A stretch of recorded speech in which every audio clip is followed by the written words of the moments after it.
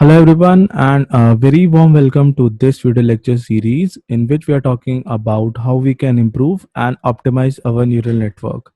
So until in the previous video lecture, we have seen the intuition behind the vanishing and exploding gradients. And now in this video lecture, we are going to see that how we can deal with this problem of vanishing and exploding gradients. So what we have seen in the previous video lecture that basically the problem of vanishing and exploding gradients was faced when we have a very deep neural network or we have a neural network which has a large number of hidden layers within it. And what is this problem of vanishing and exploding gradients is that the gradients, if you take a very small increment, that is a value that is a bit greater than 1 for your weight matrix, then it is showing that the gradients are exploding. And if you take a value of your weight matrix that is a little bit smaller than 1, then what you have seen that there was a problem of vanishing gradients in your neural network.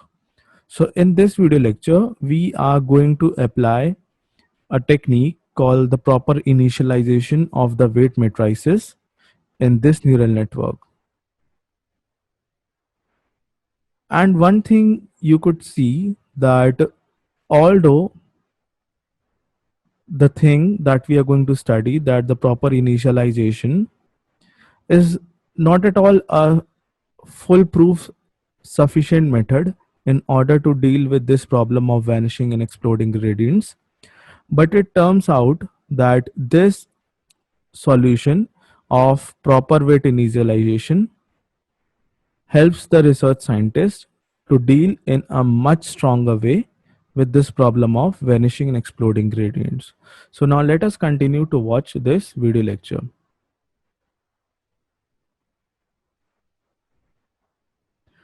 So here we have a very simple neural network with us, although this is not a very deep neural network, which generally faces the problem of vanishing and exploding gradients.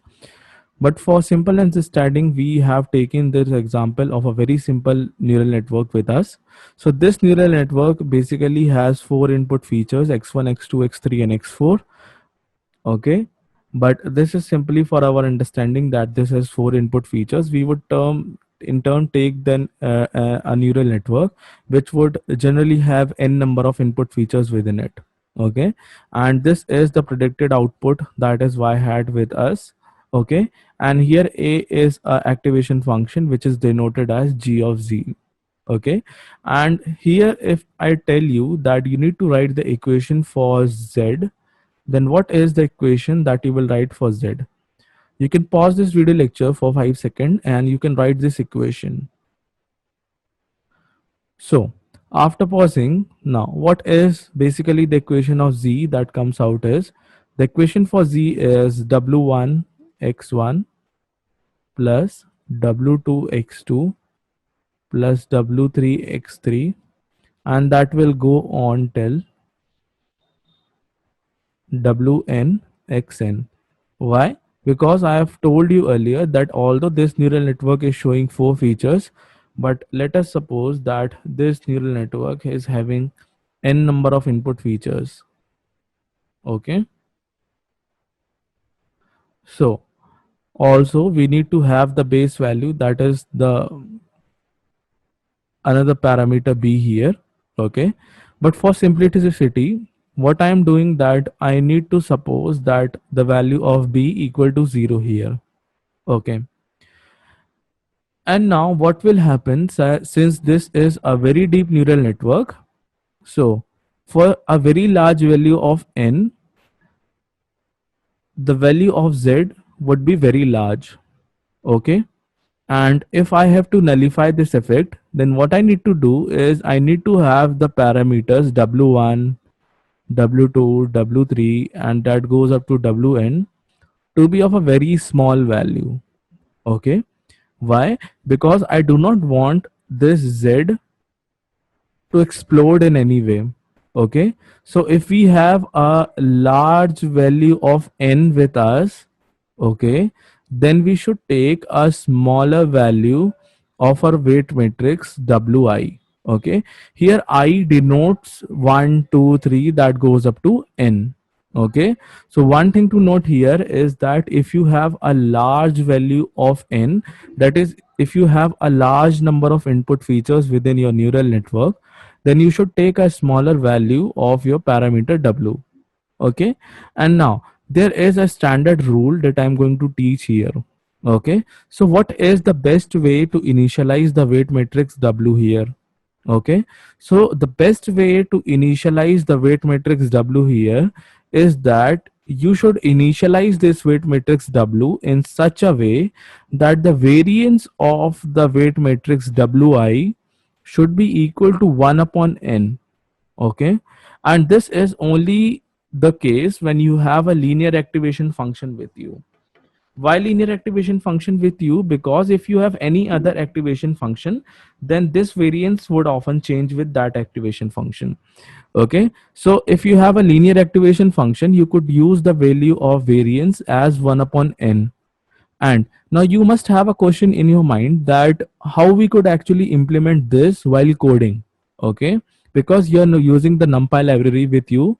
Okay, and with the NumPy library you could do as you have this weight matrix wl, and that would be equal to np dot random dot rand n, and here you need to input the shape of the weight matrix. Okay, for the lth layer you need to input the shape of the weight matrix here, and that would now be multiplied with np dot qrt 1 upon n to the power of l minus 1. Okay, so this is the code that you can write here in order to implement this, so that the variance of this weight matrix would now be equal to 1 upon n. Okay, so this is only the case when you have a linear activation function. But you must have a question that instead of using a linear activation, suppose that I use a ReLU activation function in this neural network, then what would be my variance? And of optimal choice to have the variance if you have a ReLU activation function is to use the value of 2 upon n. Okay, and so if you have 2 upon n here, then how you can implement this? Instead of writing 1 here, you could change it with 2. Okay, so if you have a ReLU activation function, then you can use this variance value of 2 upon n. And now there are a few more activation functions with us. That is, one is the 10h activation function. Okay, so if we have a 10h activation function, then what is the way in which we can write the variance? Okay, so for 10h activation function, we should have the variance of each weight matrix that is equal to under root of 1 upon n to the power of l minus 1. Okay, so what you could do, instead of writing np dot sqrt 2 upon n to the power of l minus 1, you could write this term. Okay, and this is often known as the Xavier initialization.